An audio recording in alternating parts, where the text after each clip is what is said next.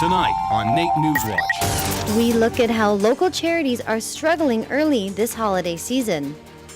A lot of agencies are seeing up to 45% increase in demand in their services. Edmontonians give feedback on a new design for Jasper Ave. It's a complete reconstruction of roadway as well as for the sidewalks, and we're going to put like new trees, new street lights. Students show off their skills in a robotic competition. It's open to anybody who wants to come. It's a great opportunity for them to practice and see how their robot performs, see how their drivers perform. NewsWatch starts now. Good evening. The downturn in the economy appears to be having a big impact on charity drives in Edmonton. With just over 3 weeks to go until Christmas Day, many local charities are falling behind in their fundraising goals. Our Haley Stelmack joins us live in the South Lobby with more on that story.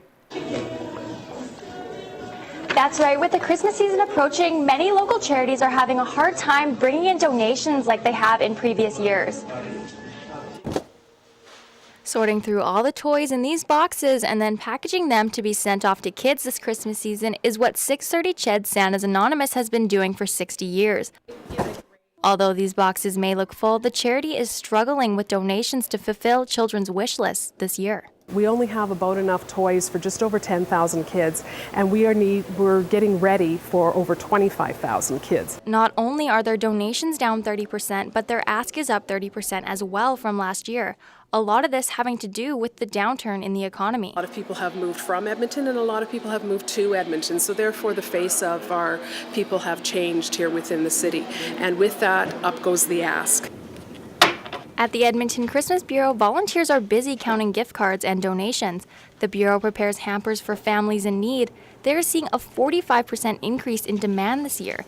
The huge increase means they were forced to make a difficult decision. We actually reduced the gifting level of what we give to our families, simply because we knew we had more families that we needed to take care of. Here at NAIT, they have their own hamper program that runs all year for students, but as you can see from the cart, it's not quite filled, and they're finding December to be the month that they are in need of the most donation. The economy has been pretty bad, so there's a lot more people back in school in general, but yeah, so this time of year, definitely the need for donations is high. With only 22 days left until Christmas, these charities hope to reach their goals so that everyone has the opportunity to have a great Christmas. Although these are only three charities, there are many more that will work with families this holiday season. Haley, we see that Santa's Anonymous and the Christmas Bureau are really struggling this year, but how are the other charities doing so far in this holiday season? I spoke to a number of other charities, and they're seeing the exact same thing because of the economy. The demand is so much higher than the supply right now, and this puts them in a tough situation because they know this is the season of giving, but they're having to give a lot less. Haley, I know the economy is making it very tough for donations right now, but do you know of any other ways people can give back if they can't afford to give this year? Yes, actually at the Christmas Bureau, they've had in the past schools that will fundraise, and then those schools will challenge other schools to see who can come up with the most money, and there's also a lot of volunteer opportunities. But at the end of the day, these charities are so thankful for whatever help they can get. Thanks, Haley. That's Haley Stelmack reporting live from the South Lobby tonight. You're watching NAIT NewsWatch. With fentanyl-related deaths on the rise in our province, the U of A is offering overdose kits that anyone can access to help curb overdoses.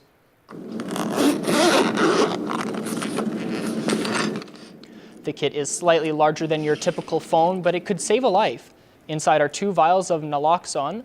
When given right away, this medication will temporarily counteract the effects of an overdose.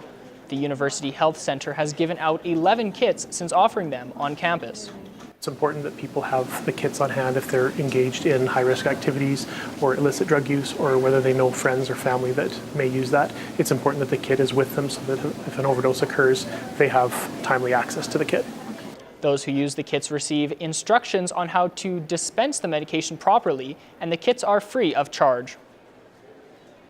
The government of Alberta is proposing a new law that will affect off-road vehicle operators. It's something many riders are standing behind. An act to enhance off-highway vehicle safety. Amendments to the Traffic Safety Act were announced this week, and if passed, will require anyone operating on public land to wear a helmet. Between 2003 and 2015, there were 185 people killed while riding ATVs in Alberta. 80% of those deaths involved riders not wearing a helmet. The proposed law is something some riders agree needs to be in place. I don't see the problem with it. I mean, I really do think everybody should be wearing a helmet, and some of these young guys think it's okay not to. And that's kind of causing a lot of issues when an accident does occur. I think a lot of damage could be saved by wearing a helmet. The changes would not require helmets for ranching or farm work. Edmonton's homeless population is down, according to the 2016 homeless count preliminary numbers. The homeless count was conducted at the end of October and is the result of a 24% decrease of people without a home, despite seeing a rise in Edmonton's overall population. Homeward Trust CEO says that despite the numbers being lower, it may be too soon to celebrate. I think it's affirming to know that the housing outcomes are making a difference and that, we're not doing all of this work and not seeing a difference. That would be very, very discouraging. But there's still almost 1,800 people that were counted that day. And we know that that's an underrepresentation. So I don't think it's anything to celebrate because those individuals were still on the street. This count was conducted as part of Edmonton's 10-year plan to end homelessness in the city. The City of Edmonton is expecting a surplus of $28.4 million to end the 2016 budget year. The year-end financial report was presented to City Council on Tuesday. The budget operating update. Mayor Don Iveson kicked off the discussions on Tuesday regarding what should be done with the city's surplus. The extra money is put into a reserve fund in case of emergency, but can be used elsewhere if decided. A number of ideas were pitched and had councillors in heated debate over what should be done. Some of the ideas include transferring over $15 million to Edmonton Police Services, increasing the Edmonton Economic Development Corporation budget, and lastly to increase the Shaw Conference Centre's budget. A public hearing on the upcoming budget will take place on December 8th, and Council will start debating it the following day. Well, if you think downtown looks different now with the Ice District, you may want to look at what else is coming up. Thank you. The next question was about the traffic lights. Q&A finished off the Imagine Jasper Avenue meeting on Wednesday. The event was held to gather community feedback about Edmontonians and the reconstructive area of Jasper Avenue. The area from 109 to 124th Street is slated for full reconstruction starting in 2019. This is the third community meeting they've had for the feedback. It is very important because this street is a first main street in Edmonton. It is for Edmontonians. We want them to provide their feedback either today at the event or they can visit the project website. One more community event will be held before the design options are brought before City Council. A local sports broadcaster battling cancer is sharing his story to raise awareness about men's health. On Monday, a final push to get donations and Get Active for Movember campaign. This event was put on by John Sexsmith, a former NAIT radio and television grad and 20-year broadcaster who was diagnosed with prostate cancer 5 years ago. John says staying active has helped him during his fight against the disease. The programs that Movember Canada was funding, it's a strength and conditioning program at Corbett Hall at the University of Alberta. And it's a cancer rehab clinic, so there's a lot of guys like me. They're getting fit, staying fit, healthy body, healthy mind, all that sort of stuff. It's the reason I guess I came out. I wanted to spread the word about this excellent program. John's team has raised over $20,000 just this year. NAIT went a little sci-fi this weekend and was the host of a major robotics competition. The VEX robotics competition took place Saturday and is a way for young students in Edmonton to get exposed to a field they may not have ever considered. The competition gets students working with design, assembly, and programming of robots. It's a great opportunity for students to just try it and see if they're any good at it. So you have students in school, they don't know, they've never tried programming, they've never tried building something mechanical, and they're trying to choose a career, they have no idea what they're good at or not good at necessarily. The competition is open for anyone who wants to come. However, teams generally spend a few months preparing their robots. Coming up after the break, we look at how students are dealing with being away from home for the holidays. Domestic and international students struggle with being away from their families for Christmas. Definitely more difficult, but it's something that I'm kind of used to now. I'm Merrick DeCash, and this week in sports, I got Oil Kings, Ooks highlights, and I learned how to box. Hey there, I'm Kevin Kyle, and well, winter is coming. But we got a few more mild days that you can come out and enjoy places like the City Rink here in Edmonton that just opened up this week before the cold sets in next week. I've got more on that coming up in weather.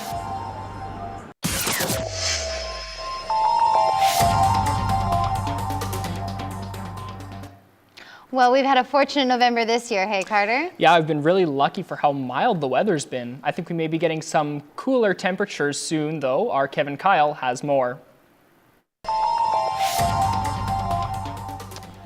That's right, guys. We've had a really mild November, and luckily enough, we've got at least one more day of it before the cold really sets in next week. Starting off in Calgary, we have a high of -2 and a low of -8. So pretty average weather, 60% chance of precipitation. That'll come from a low pressure system down in Lethbridge and Medicine Hat. In Jasper, we have a high of -9 and a low of -12 with an 80% chance of precipitation. So Jasper should see 5 to 10 centimeters of snow. Real good news for skiers. Over in Fort McMurray, we have a high of -12 and a low of -6, so it will be cooling down throughout the day, and that's because of a high pressure system coming down from the north, which will be cooling off most of Alberta starting into next week.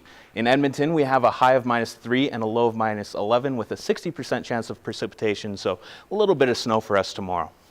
And a couple factoids to finish off your week. The average in Edmonton for this time of year is usually -4 for a high and -13 for a low. So we're right around that area. And for the records, we have a record high of +13 and a record low of -36. The high in 1884 and the low in 1880. So you know, those 1880s pretty crazy for weather. But that's all I have for you this week. Back to you guys. Weather, brought to you by NR92, the station for the students. With Christmas holidays coming up, I'm really excited to get back to spending some quality time with my family. Yeah, definitely, me too. But that isn't the case for all students during the holidays. Our Mason Olvestad reports. Laura Krause is a Saskatchewan native, but is living in Edmonton while she attends NAIT. Laura is one of the many students at NAIT not going home for the holidays, but this isn't out of the ordinary as she has experienced this before. It's definitely more difficult, but it's something that I'm kind of used to now. I've been away from them for over a year now, so it's not too hard for me. Laura is one of the lucky students who does have a place to go for the holidays, however. Her friend and classmate Alex Galenza has opened her doors so that Laura doesn't have to spend Christmas alone. We have a very welcoming family, so I decided that instead of letting her sit by herself for Christmas, I'd invite her over. Although Laura does have a place to stay for the holidays, there still are many students that are spending Christmas alone. Places like the International Center do offer services, though, for students who have to spend their holidays away from their families. NAIT's International Center strives to make everyone feel welcome. For the holidays, they host a party as well as inviting NAIT faculty to welcome students into their home. But that still doesn't stop feelings of homesickness. There might be also some homesickness from them as well, because they're far away from their parents. They can Skype, they can FaceTime, but still it's not in person. So there's the holiday, New Year kind of homesickness in there. Whether it's with people from another country or your best friend, Christmas is a time for good company. For NAIT NewsWatch, I'm Mason Olvestad. Final exams and Christmas break are fast approaching, which means college athletics will be taking the month off for December. Yeah, and there's going to be no more sports here at NAIT until January 5th. And Merrick DeCash joins us now, and he has an update for us on how our teams are faring at the halfway point of the season. That's right, guys. I got an Ooks mid-season update for you, and I got a lot more coming up in sports. But first, the NAIT Ooks men's basketball team was sitting at 9-1 heading into their final two-game set of 2016. They took on the King's University Eagles, who just came off a 94-89 overtime win against Keano College. Eagles in gray, Ooks in blue. Seb Cava gets denied at the rim by Mitch Burnett. Ball comes out to Devin Shorter, and he'll take it all the way. Gets past Wyatt Beaver for the bucket. Jackson Jacob here, he's going to pick up the foul as he drives through Brendan Degner. And Santa's Little Helpers are not happy with the Ooks star. Kings down 5 near the end of the half, as Brandon Isaac sinks a 3 to make it a 2-point game. Eagles tie the game at 47 after another Isaac 3-ball early in the third quarter. Eagles pulling away here with a 9-point lead as Jacob hits a clutch 2 to keep the Ooks alive. Ooks crawl back and are down 1 late in the fourth as Shorter misses a key free throw. Jacob would go to the line. He drains it to tie the game with 6 seconds left. Ooks win a wild one, 79-78. Jackson Jacob finished with a game-high 25 points, and Mike Connolly wasn't thrilled with the overall team defensive effort. Our defense wasn't where we needed to be, wasn't active enough, wasn't intense enough until the end of the game when we went on our 10-0 run and stole the ball and scored some easy buckets. The Ook women also took on the Eagles to wrap up the 2016 season, and you could say it was a little bit of an easier task. As heavy favorites, the Ooks were having trouble defensively early in this one, only leading by 1 at the end of the first half. The Ooks then pulled away, outscoring the Eagles 17-6 in the third quarter. The Ooks run away with this one by a score of 62-43. Coach Todd Warnick talked about the girls making the adjustments necessary to finish the first half of the regular season with an 11-1 record. We adjusted our defense a little bit. We were able to force some turnovers and get some easy baskets. That kind of got our offensive rhythm going a little bit, and then we were able to kind of compete from that point. We have officially reached the halfway point for Ooks athletics, which means 1 month break for exams and holidays.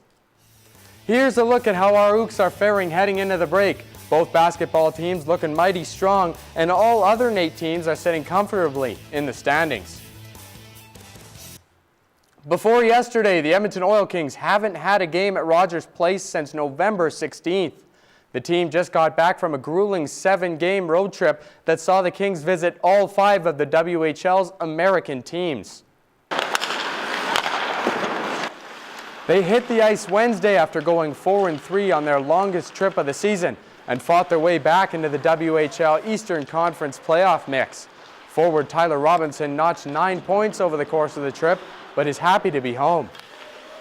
Yeah, on the road, obviously it's a lot harder. Sometimes you don't feel the best and you just got to push through it. So with us coming through at over 500, it's a big confidence booster.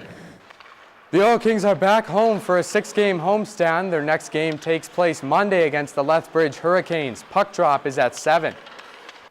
For this week's End Zone Challenge, I popped into Marshall Boxing Club to learn a little bit about boxing and get a killer workout. Hi, I'm Merrick DeCash. This is the End Zone Challenge here with Matt Marshall today. How you doing? So you're going to teach me a little bit about boxing today, Matt. Yeah, we're going to have a lot of fun. We're going to have self-defense. We're going to get in, well, you're going to get really tired. First, it was time to warm up.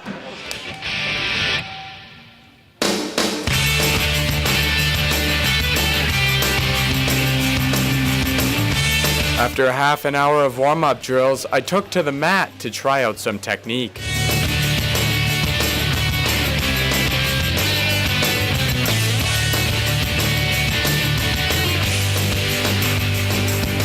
I paired up with Greg to practice one of the hardest punches to learn, a left hook. So, boom, boom, back to the head, boom. So it's not so much like all the way down like this, just a light twist, pulling back with your back hip, like that, yeah, yeah. That's 1,000 times better. That's crisp, that's a lot cleaner, yeah. So let's try it on that bag, give it a shot. Yeah, back to the head, there you go. I like the fact that every time I spar with someone, I lose, but I lose better. There's always a challenge, whether it's against myself or someone else. And every time I come here, I get a little better at something. After some intense training, it was go time.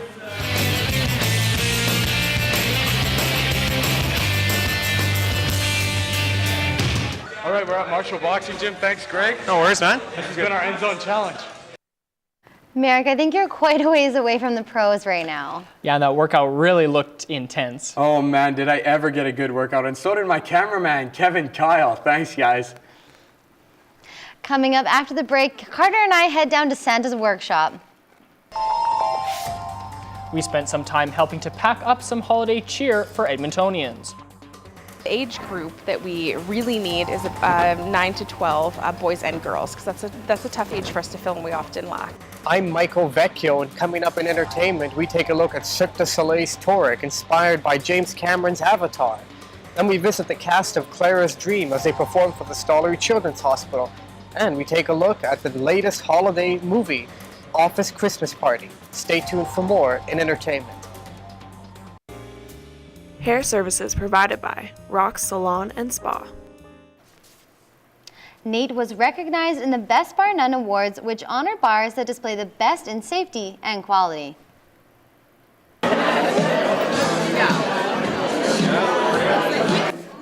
79 venues competed for the Accreditation Award. Now in its 17th year, Best Bar None Edmonton recognizes bars, clubs, pubs, restaurants, and casinos for going above and beyond to ensure a safer and more enjoyable night for their customers. This year we're 79, that's a record for us, so we're very happy. And the interest in the program is continuing. And of course, it's a very rigorous process to be accredited, so we're really proud of the people and the venues that are here tonight. Edmonton has over 60 accredited venues, and NAIT is one of them because of last year's Best Campus Pub Award going to the Nest. Well, as Haley mentioned earlier, it's a difficult time of year for charities in Edmonton. To help out, we went down to Santa's Anonymous to bag some presents for kids. As the holiday season approaches, warehouses are being filled with everything from toys at some, or food at some, to toys here at Santa's Anonymous. While the boxes and bags filled to the brim might seem like a lot, it's actually quite deceiving. Yes, yeah, when people come to the depot, they often look around and see boxes and boxes full of toys, which we do have, and they will go to kids in Edmonton here, but it's still not enough. We're actually down 30% for donations compared to last year. In every toy bag being sent out, each child receives a book, a plush, and 2 other gifts. They plan to send toys to about 25,000 kids this year and are in desperate need of donations. If you would like to donate, visit santasanonymous.ca to find a drop-off location. Well, Christmas is just a few weeks away, and I can't wait to take part in all the fun events. From acrobatics to ballet, our Michael Vecchio shows us ways to be entertained over the holidays.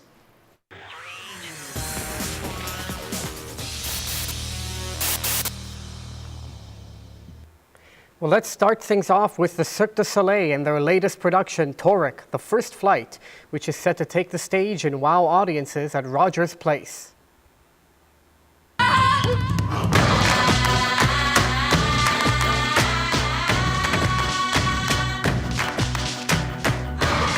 Based on James Cameron's smash hit Avatar, Toric brings us on a journey to the planet Pandora and to the world of the Na'vi. 40 projectors all in the grid, and it just completely transforms the space from lush greenery and lava and rivers, and everything that you see in the film is sort of condensed into this show. Production is a full partnership with James Cameron and Lightstorm Entertainment. So he acted as a creative guide in this project. So every single thing you're going to see on stage was approved by James Cameron. You can catch Toric, The First Flight from December 22nd to 26th. Patients at the Stollery Children's Hospital had a special visit on Thursday as performers of Clara's Dream entertained and brought some holiday cheer.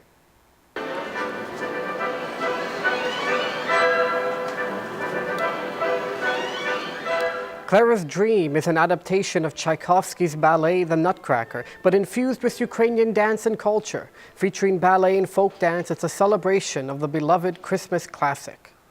What we bring to the table is a flavor of Ukrainian lexicon and dance. As you know, Ukrainian dance is very athletic.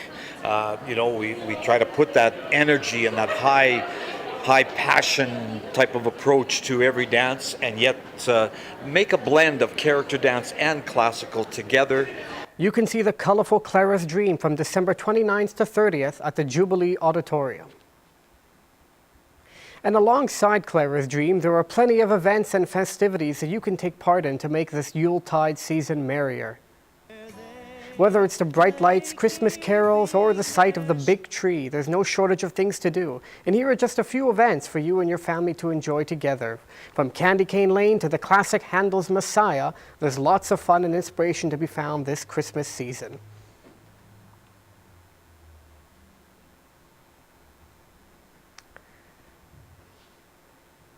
And finally, Jennifer Aniston and Jason Bateman returned to the big screen this holiday season with Office Christmas Party, a raucous and over-the-top film from the directors of Blades of Glory. You're having a Christmas party tonight? Oh, it's not a Christmas party. It's a non-denominational holiday mixer, more inclusive. Well, whatever you call it, it's not happening. Aniston plays Hardline CEO Carol Vanstone, who is on the verge of cracking down on her undisciplined employees. Thus, the race is on to not only impress this intolerable boss, but to throw the best Christmas party ever seen. Greatest party ever. #open bar. Who are you sending that to? Everyone in Chicago. Co-starring Jason Bateman, T.J. Miller, and Saturday Night Live star Kate McKinnon, Office Christmas Party arrives with all its holiday hijinks on December the 9th. And you're in luck. We are giving away passes to an advanced screening on December the 7th. Just tweet us at NAIT NewsWatch with the answer to this question for your chance to win. In what 2011 film did Jason Bateman and Jennifer Aniston co-star in? Have fun and good luck. And that's it for entertainment this week. Enjoy the holidays. The ETS Stuff a Bus campaign kicked off this week, and the Edmonton Food Bank says it is in dire need of donations in time for the holidays. The campaign, which has the goal of filling ETS buses full of non-perishable food items, is in extremely high demand this holiday season. Items needed are pasta and pasta sauce, mac and cheese, canned soup, canned fruits and vegetables, and canned fish and meat.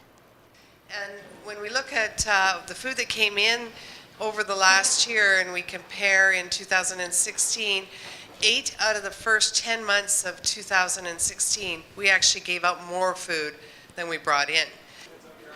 Since it began, the ETS Stuff a Bus campaign has collected more than 408,000 kilograms of food, more than $393,000 in cash to help Edmontonians in need. Quite the movie that was, hey? Yeah, Looks that really looks like it's interesting. pretty funny. Yeah, I want to see the Avatar thing. Oh yeah, I heard tickets are pretty pricey, but I mean, probably worth it. Really good production value there, hey? Mhm. I mean, it's like the movie. Well, wasn't it like the highest grossing movie of all time when it came out? Yeah, I think so, just behind like the Titanic or something. Probably worth it, but... Well, that's it for this semester's NAIT Newswatch, though we're not quite through yet. Join us next Saturday and on the 24th for NAIT Newswatch Extra. We'll show you some of the projects that our class has worked on here outside of Newswatch. Thank you very much for joining us.